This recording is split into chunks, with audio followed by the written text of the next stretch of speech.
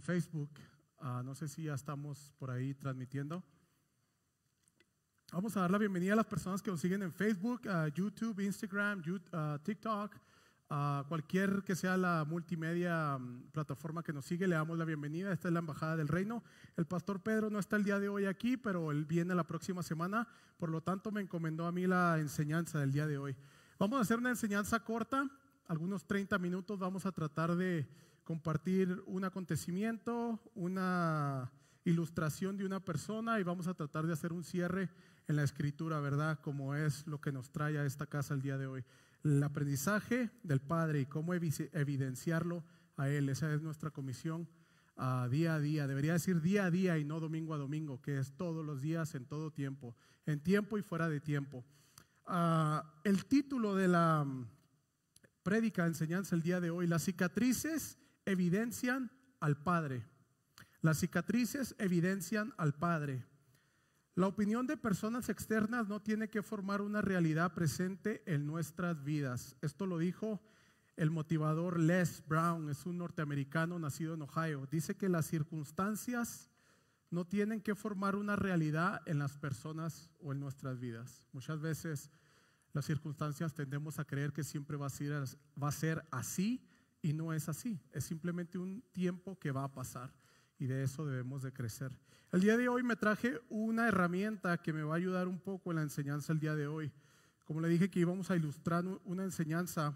¿Qué entiende por esto? ¿Qué ve aquí? ¿Qué objeto es este? Es un plato. Lo tengo al revés, perdón.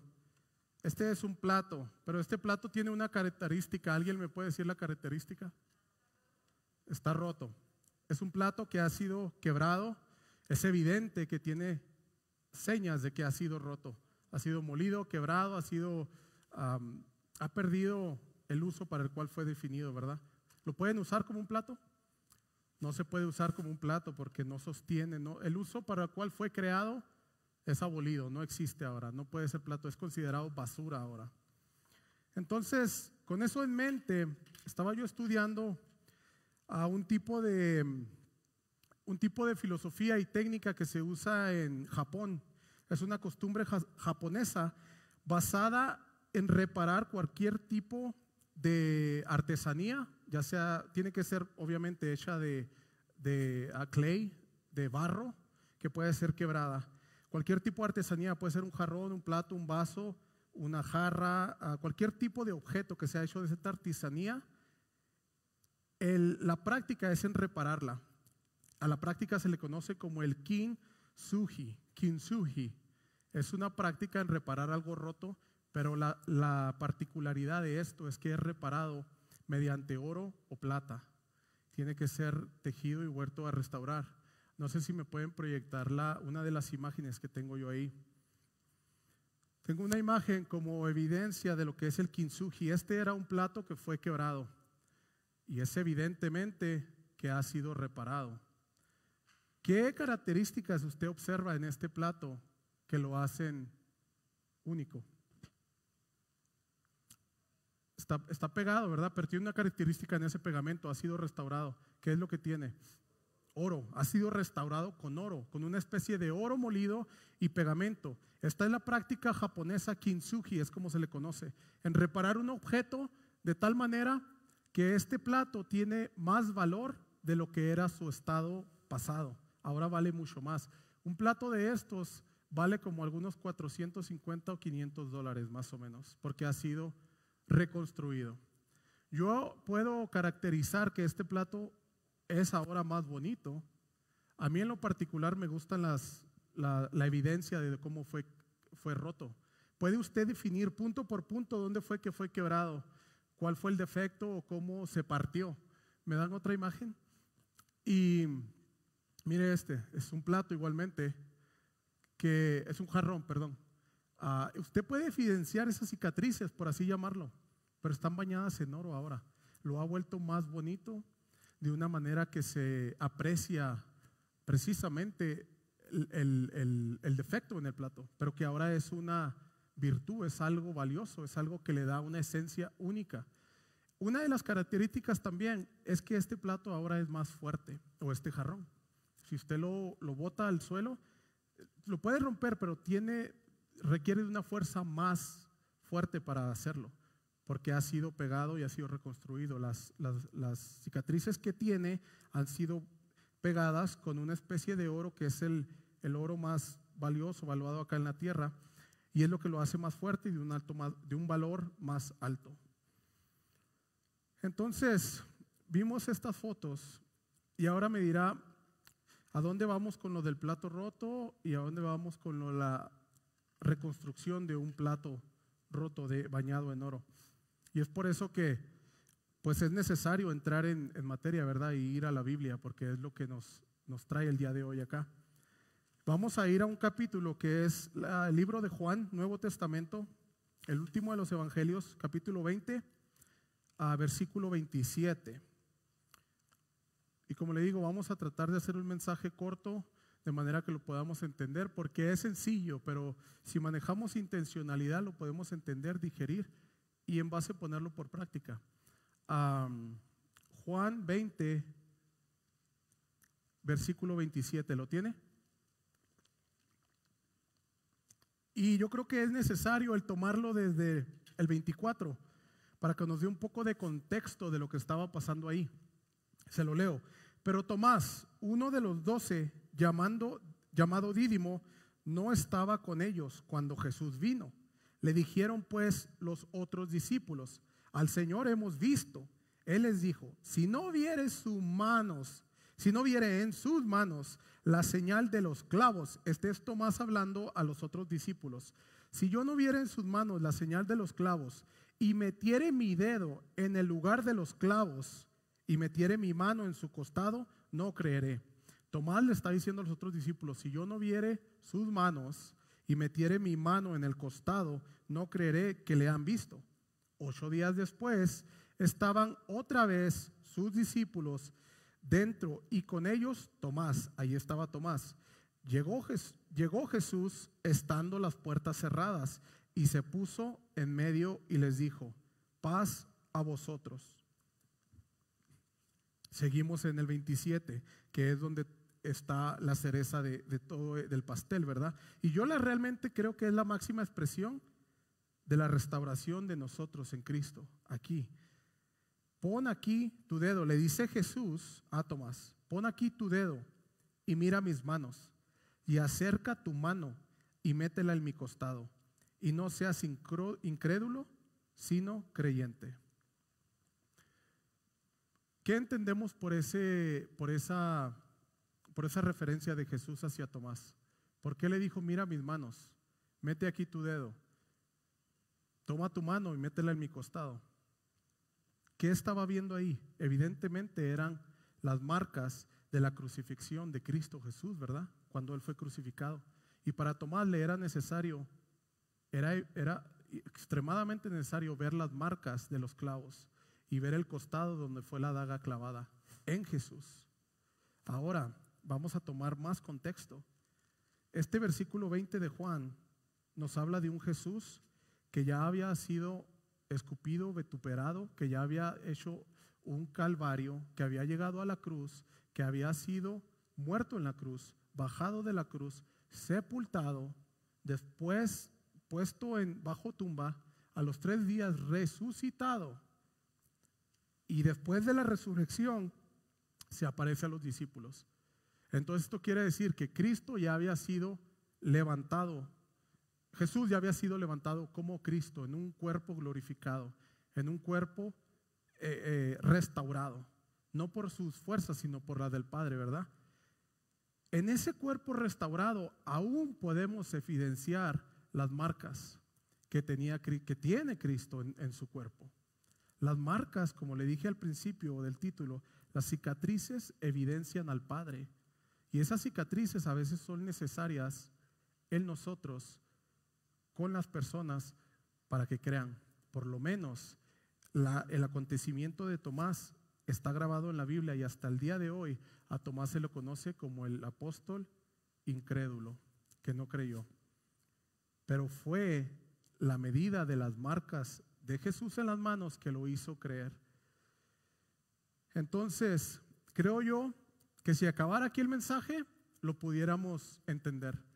¿ok? Un plato quebrado que es restaurado. Es metafóricamente aquí en la tierra, lo restauran, tiene un mayor valor y es bonito y se ve muy bien.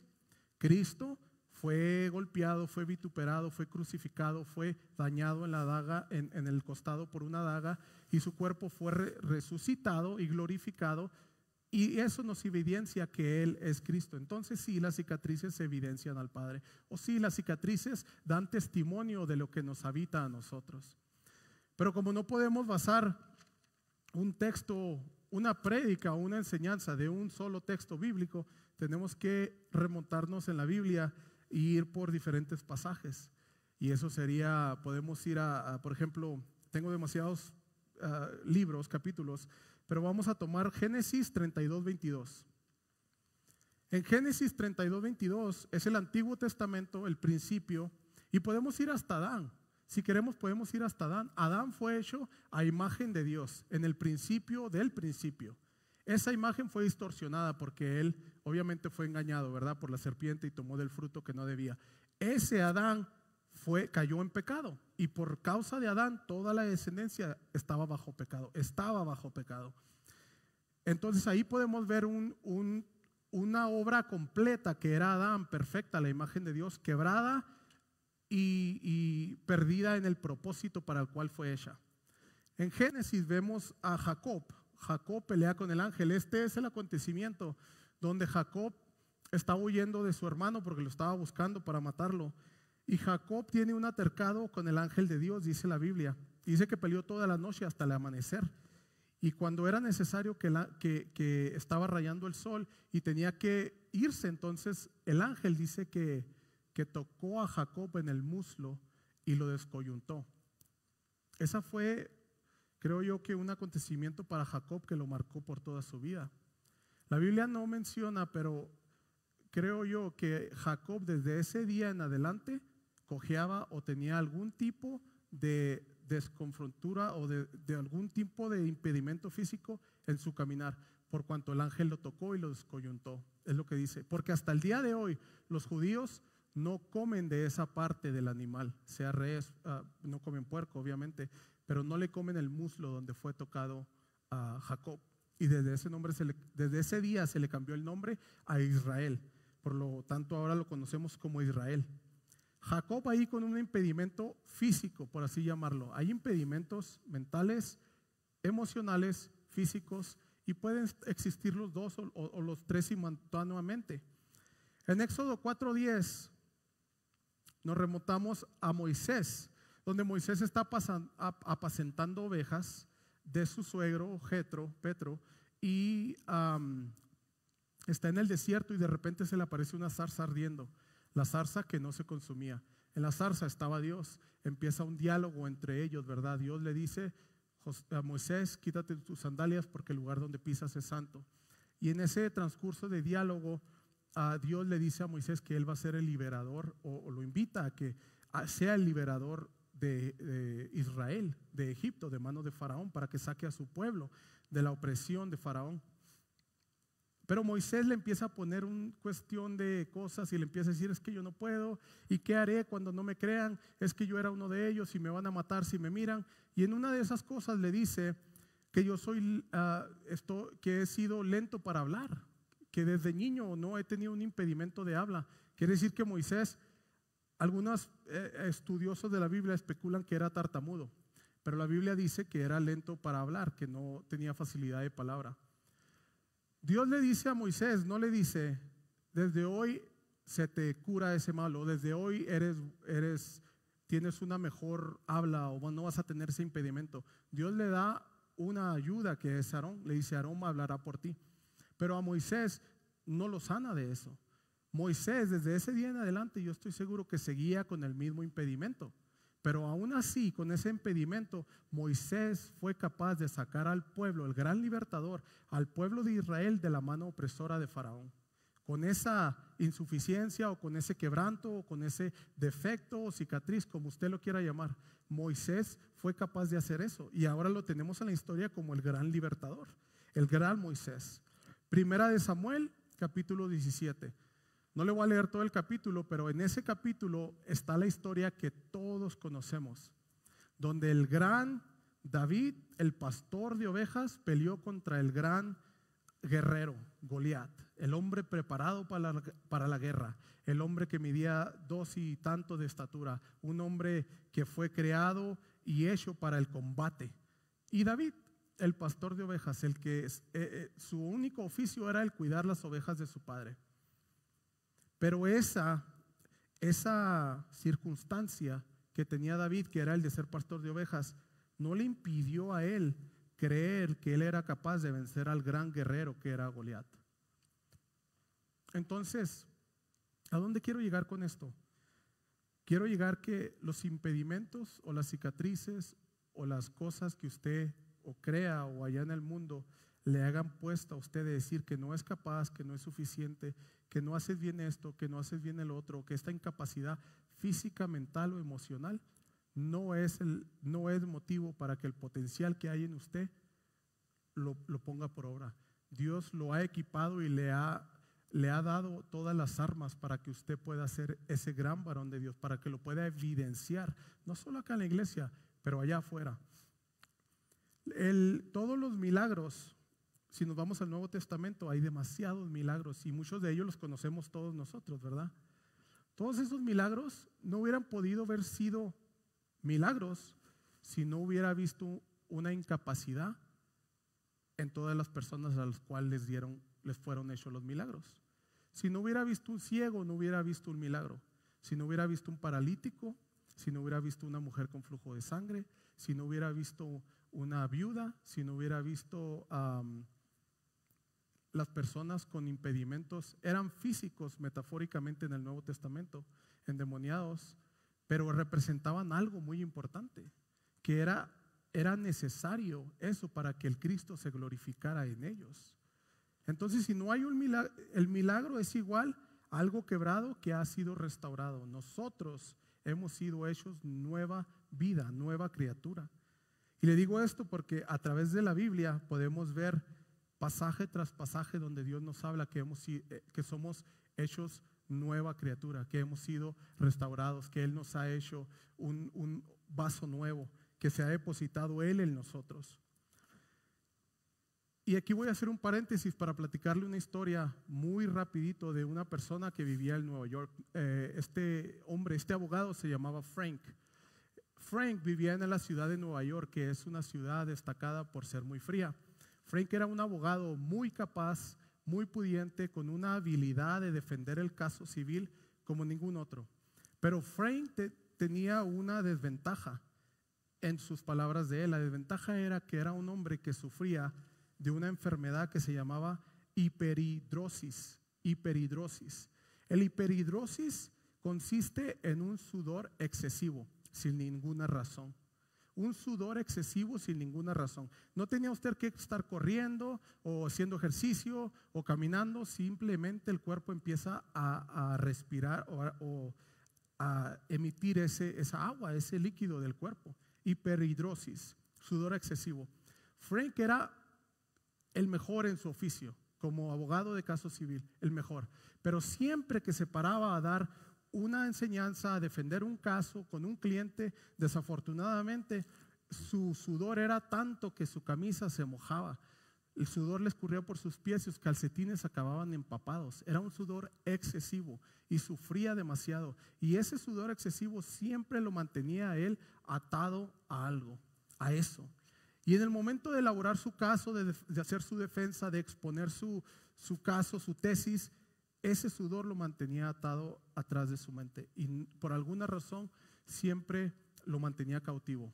Su camisa mojada, las personas lo miraban y ¿qué pasa con este hombre? ¿Por qué está sudando? ¿Qué acaba de llegar? ¿Se bañó? Porque era un cuestionamiento que él sabía y lo comprendía, que las demás personas lo observaban. Y él decía, ¿cómo puedo liberarme de esto? Y una vez una persona le dijo, lo mejor que puedes hacer con tus miedos es confrontarlos, porque de esa manera le quitas el poder. Ese impedimento físico o esa enfermedad, como usted lo quiera llamar, o esa característica de Frank, era lo que le mantenía a él cautivo. Y desafortunadamente en el momento no había nada que él pudiera hacer para combatirlo médicamente. Pero él entendió que si él combatía, que si aceptaba sus miedos, les quitaba todo el poder. y un día decidió el pararse al frente antes de dar su charla, de exponer. Y lo primero que dijo: quiero hacer un paréntesis para explicar un caso. Muchos de ustedes se preguntarán por qué estoy tan sudado y qué es lo que pasa conmigo. Lo que pasa es que tengo una enfermedad que se llama hiperhidrosis. Y esta enfermedad consiste en que el cuerpo empieza a sudar sin medida y por una razón injustificable. No hay razón por cual, simplemente padezco de esto y estoy trabajando en arreglarlo. Gracias, y les quería exponer eso. Después de eso, Frank se dispuso a dar su caso. Cuando terminó, se dio cuenta que después de esa referencia, ese paréntesis, nunca más se volvió a acordar de que él estaba sudando y que estaba mojado.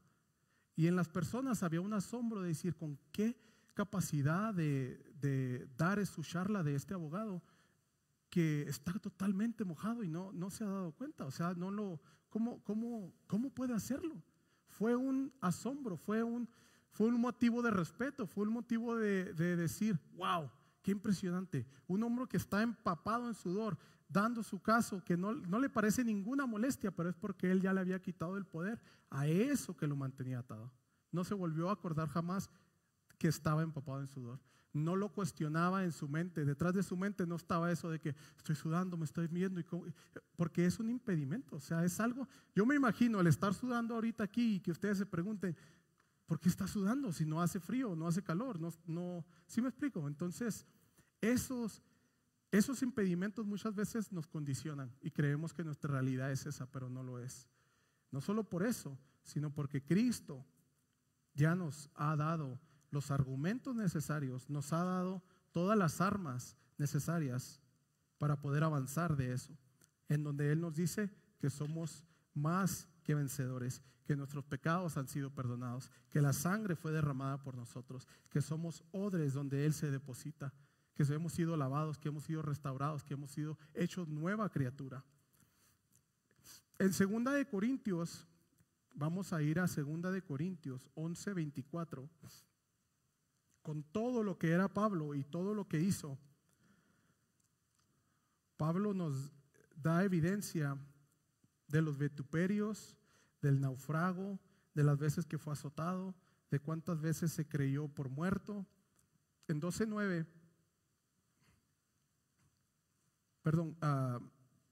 de Corintios 11:24 primero.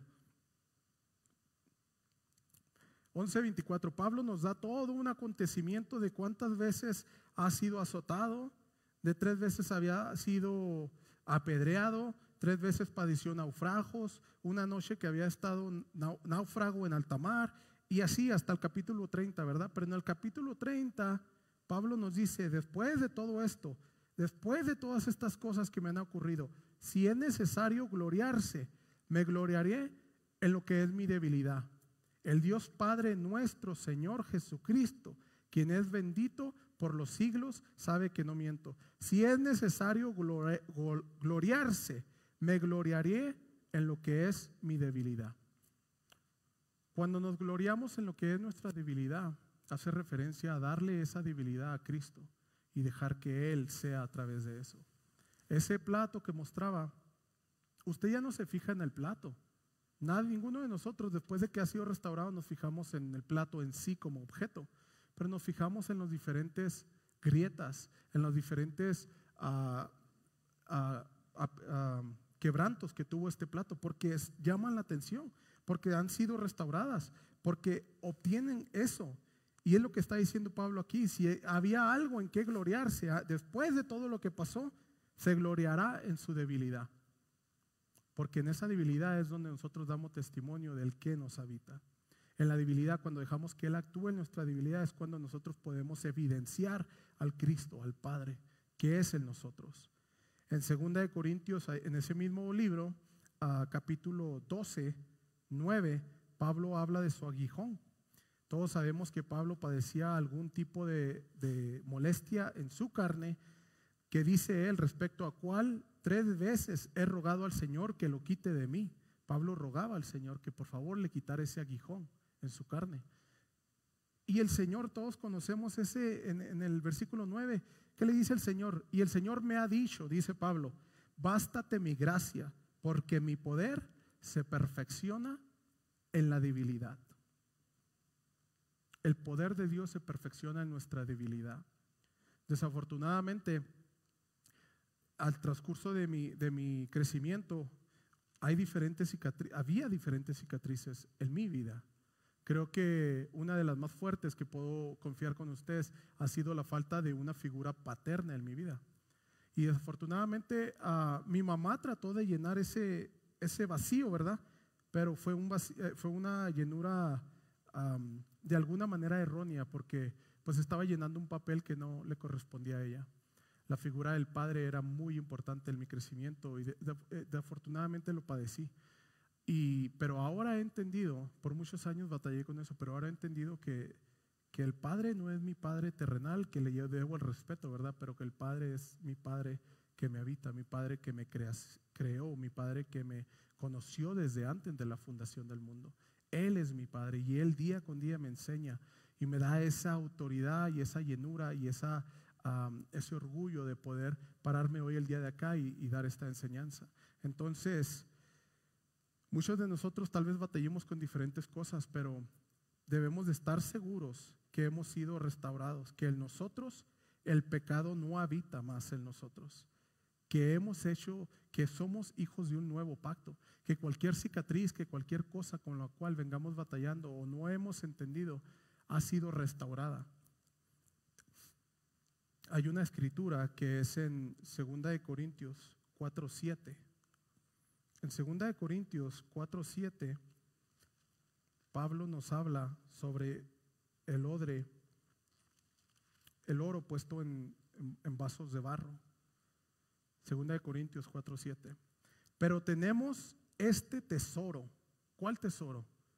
Cristo Jesús, el Espíritu Santo en nosotros.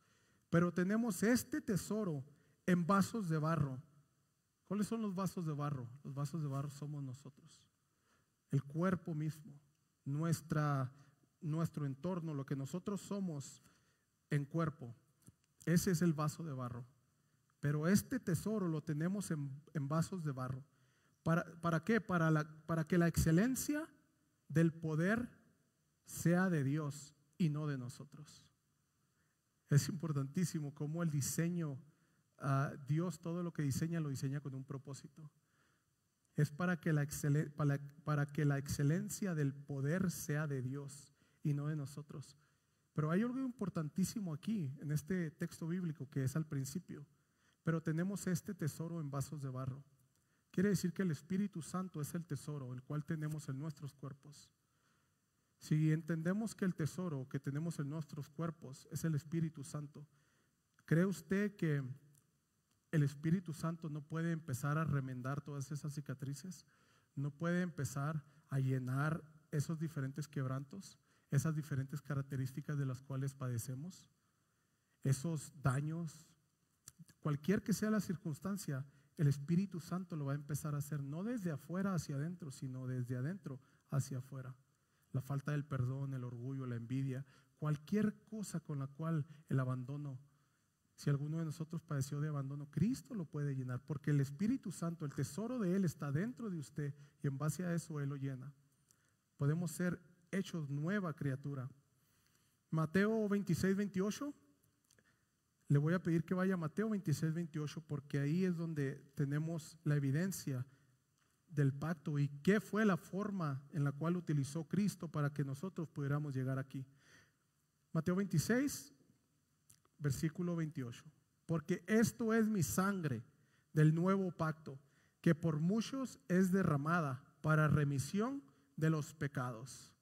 Enfermedad, falta de perdón, cualquier pecado que usted tenga o que tuvo, o pecado que le impusieron, o cualquier impronta aprendida que alguien le dijo a usted que era, Él ya lo tomó, Él lo tomó en su sangre, Él lo ha pagado, no existe más. Y si usted aún está batallando con eso, es tiempo de que comprendamos que Cristo en nosotros ha pagado el precio, que la sangre del Calvario que Él derramó fue por ese pecado, por esa enfermedad, por esa cuestión, por esa falta de perdón, que es necesario que ya no más habite en nosotros, porque Él ya lo pagó. Hay demasiada escritura que podemos leer que nos da evidencia de esto. que nos evidencia de que Cristo en nosotros restaura todo, cualquier área en su vida, sea espiritual, sea física, mental o de algún tipo de sentimiento que usted tenga sobre alguien. Él lo puede restaurar, Él lo va a restaurar. Todo está en que nosotros nos dejemos usar. En Juan 3:16 dice: porque de tal manera amó Dios al mundo que dio a su Hijo unigénito, para que todo aquel que en Él muera, que en Él crea, no se pierda, mas tenga vida eterna. En Colosenses 1:22 nos dice que hemos hecho sin mancha, que Él nos ha restaurado. Y vamos a Colosenses para leer esa escritura y no parafrasearla porque es muy poderosa. Colosenses 1:22. Ahí nos dice: en su cuerpo de carne, por medio de la muerte, para presentaros santos y sin mancha e irreprensibles delante de Él. Nosotros hemos sido restaurados, hemos sido irreprensibles, nos ha presentado sin mancha y santos delante de Él. Entonces, toda esta escritura, Efesios 5:27, Hebreos 10:14, Santiago 1:4, Filipenses 3:12, Segunda de Corintios capítulo 13, versículo 9 al 11, Efesios 4:13, Juan 9:3. Hay demasiada escritura que nos dice esto mismo, que Cristo nos ha reparado, que Cristo nos ha restaurado, que Cristo nos ha hecho una nueva criatura, que el odre de barro que había sido quebrado desde Adán en el pecado original ha sido restaurado, que Cristo lo hizo en la cruz del Calvario, que aún Él, cuando fue muerto, sepultado y resucitado, vino a Tomás, y era necesario que Tomás viera esos clavos, que viera el costado de Él y que pudiera meter su mano para evidenciar el gran testimonio, para que Tomás pudiera ir convencido corriendo a expandir el evangelio, la palabra de Dios. Entonces, ¿a dónde quiero llegar con todo esto? Con todo esto quiero llegar a que desafortunadamente, como cristianos, por así decirlo, que somos hijos de Dios, muchas veces tendemos a tapar la herida o a decir: esto no creo que necesita saberlo mis hermanos, o esto que estoy batallando, o esto que pasé no es de grande importancia. Eso que usted pasó, eso con lo que está batallando, esa enfermedad o ese impedimento mental o esa cuestión con la que está batallando, es necesario que su hermano lo vea, porque cuando su hermano vea eso, podrá identificarse con usted, y tal vez no necesariamente él está batallando con lo mismo, pero eso lo hace más real con él. Eso le da un sistema, una comunión, un sistema de adaptación mucho mayor que cualquier cosa que usted pudiera decir. Como yo le dije que yo batallé en el crecer con una figura paterna. Eso muchos de ustedes no lo sabían de mí, y para mí tal vez, la verdad es que no sentía que era necesario que lo supiera o no, pero después de aprender esta escritura creo que es necesario, porque tal vez al igual que yo hay alguien más que por ahí batalló con la falta de una figura paterna, de un padre. Entonces, de esa manera nos relacionamos, de esa manera aprendemos. Y si yo empiezo a entender que eso no me define, que esa falta de padre no me definió, no me define, tal vez de esa manera mi hermano es lo que necesitaba ver en mí, esa cicatriz que ha sido restaurada, para que él pudiera decir: yo también puedo, o a mí me faltó mi madre, o yo sufrí de abandono. Esas cicatrices que a veces son mentales, no físicas necesariamente, es lo que a veces nos impide que Cristo se manifieste. En el cuerpo restaurado de Cristo Jesús aún están las marcas de los clavos, aún el costado está dañado. Y yo me preguntaba, ¿por qué Dios no lo restauró completamente? Porque si lo hubiera hecho no hubiera habido un Tomás. ¿Y por qué Dios no hizo a todos los del Nuevo Testamento? Pues porque había ciegos y cojos y paralíticos. Pues porque era necesario para que el Padre se glorificara en ellos. Entonces, no culpe esa circunstancia. Si usted pasó por una enfermedad, cualquiera que sea, y usted ha sido restaurada, no es para la gloria suya de decir yo vencí esta enfermedad, es para la gloria de Él. Es para que Cristo se glorifique en eso, para que dé testimonio de eso, para que las otras personas lo vean y puedan de igual manera decir: Cristo lo ha hecho en mí. Y no lo hará porque ya lo hizo. Si Cristo habita en usted, Él ya lo hizo. Usted ha sido restaurado. El poder del Espíritu Santo está actuando en usted. Cualquiera que sea el impedimento, Cristo lo puede hacer. No puedo cerrar esta enseñanza sin ir a Efesios 4:23, porque en Efesios 4:23 nos da la fórmula de cómo podemos hacer esto y nos da la evidencia de que ya alguien lo hizo por nosotros, que hemos sido restaurados, que todo está en que lo vivamos, lo creamos y demos testimonio de ello. Tenemos Efesios 4:23. Efesios 4:23. Y renovaos en el espíritu de vuestra mente. Es un versículo muy pequeño, pero dice: renovaos en el espíritu de vuestra mente. Empieza aquí adentro, hermanos, en la mente, día con día. Renovaos no es decir me renové, no, renovaos continuamente. Porque el día de hoy usted sale con este mensaje y dice: sí, no puedo seguir llevando esa cicatriz, no puedo seguir sintiéndome abandonado, no puedo seguir sintiéndome con orgullo, no puedo seguir sintiéndome de esta forma. Pero mañana se le olvida.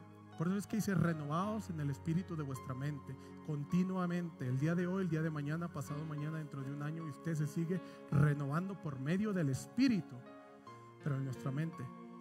Porque eso sigue, eso viene. Esas improntas aprendidas están tan arraigadas que a veces cuesta sacarlas. Pero nosotros ya nos fue entregado la promesa, ¿verdad? La promesa del Cristo, que Él es en nosotros. No debe de estar ahí, no tiene que estar ahí. Pero es necesario que usted se siga renovando en el espíritu, en su mente, se lo siga repitiendo. Segunda de Corintios 4:7, que ya lo vimos. Estoy por terminar este mensaje. Como le dije, es un mensaje pequeño, corto, pero yo creo que por lo menos es lo que me viene hablando el Señor a mí, que hay heridas que debo de sanar completamente y no más traer a la luz, que hay heridas que ya pasaron, que esas heridas me están condicionando, que como Frank, ese sudor excesivo lo mantenía cautivo, que esas heridas, esa falta de perdón no más me mantiene cautivo, que yo soy capaz, que todos somos capaces. Yo no sé cuál sea su cicatriz. En ese plato había muchas. Aquí en el plato hay cicatrices, hay defectos, hay cuestiones de las cuales se rompió el propósito para este plato. Pero como ese plato en el Kintsugi, práctica japonesa, fue llenada con oro, puede ser llenada con plata. Si me puede dar la otra imagen, la última imagen. Le invito a que en esta imagen tenemos a un cuerpo humano, ¿verdad? Cuando miraba esa imagen no podía resistir la emoción de que habemos muchos de esa manera, y no quebrados, no vea lo quebrado, sino vea lo restaurado, lo que ya hizo el Señor. Esa imagen representa lo que el Señor ya hizo en nosotros. Todas esas cicatrices están llenas, no están llenas del mismo barro, no son llenas de cemento, ni de plastilina, están llenas de oro. Pero en nosotros, hermano, habita algo que es mucho más valioso, una sustancia que no se compara al oro, que el oro viene a ser basura. En nosotros habita el Espíritu Santo de Dios, la misma presencia de Dios. ¿De qué manera somos nosotros? Hemos sido nosotros restaurados. Tal vez no hay ni evidencia de eso, pero como Tomás, habrá algunos de nosotros que necesitaremos ver, que decir: ¿dónde está la herida? ¿Qué le dolía? No es todo santo. Deje ver sus heridas, hermano, si tiene alguna. Deje ver esa herida restaurada, esa herida que ha sido transformada, que ha sido llena por el Espíritu Santo. Le invito a que ahí donde está sentado cierre sus ojos. Cierre sus ojos y medite en esa imagen. Cierre sus ojos y entiéndase como lleno del Espíritu Santo. Entiéndase como un objeto, una sustancia que ha sido llena del Espíritu Santo. desde la punta de sus pies hasta la punta de su cabeza. El Espíritu Santo se pasea sobre cada gota de su sangre, sobre cada vena, cada músculo, sobre cada hueso. El Espíritu Santo en usted. Si hay alguna, si usted puede identificar algún desliz de rabia, de carencias, tal vez fue envidia, tal vez los conflictos familiares, sufrió abandono. Yo no sé si hubo algún abuso físico, algún maltrato, si alguien lo abandonó, lo rechazó, tal vez fue rechazado o es rechazado. Alguien lo humilló y usted está con esa humillación que no se le olvida. Si puede identificar alguna coyuntura, algún desliz de alguna navaja de humillación que alguien le haya hecho, entiéndase, y de esa manera entiéndase que el Espíritu Santo lo puede sanar, que el Espíritu Santo lo va a sanar. Si está batallando con problemas matrimoniales, está batallando con sus hijos, si hay preguntas sin respuestas, renueve el espíritu de su mente y empiece por creer, por entenderse que el Espíritu lo habita, y que esa cicatriz tal vez que por ahí está, que no quiere cerrar, va a ser llena por medio del Espíritu Santo, que Él ya lo llenó, que ese odre de barro que es su cuerpo está siendo lleno del Espíritu Santo, de un gran tesoro, dice la Biblia. No permita que ninguna cicatriz o algún tipo de defecto, por así decirlo, lo condicione. Hay un gran potencial en usted. Usted fue creado como un vaso de uso, de honra, donde se va a depositar la presencia misma del Espíritu Santo. Todos nosotros hemos sido llenos del Espíritu Santo y en base a eso actuamos. Ahí es necesario, hermano. Hay alguien allá afuera que necesita tal vez ver un poco más de usted, que necesita poder ser más humano con usted. Sea vulnerable y enseñe tal vez esa cicatriz o eso que le dolió, pero de esa misma manera enseñe el Espíritu Santo, porque Él ya lo restauró. Que no se le olvide decir: ese era yo, pero ahora soy este, porque Cristo Jesús lo hizo en mí. Así como Cristo, como Tomás, era necesario que Él viera esas cicatrices, pero era un cuerpo restaurado, era un cuerpo que había sido glorificado. Con sus ojos cerrados voy a hacer una oración para concluir el mensaje. Padre, en cada uno de nosotros tal vez pudiera haber algún defecto físico, mental, algo que nos está condicionando y que nos está atando a un estilo de vida. Hoy, Padre, nos notificamos que eso ha sido llenado por tu presencia, por tu sustancia, que es tu Santo Espíritu en nosotros. Que así como ese cuerpo fue lleno y fue llenado, todo su cuerpo y todas sus grietas de oro, nosotros hemos sido llenados de tu Santo Espíritu.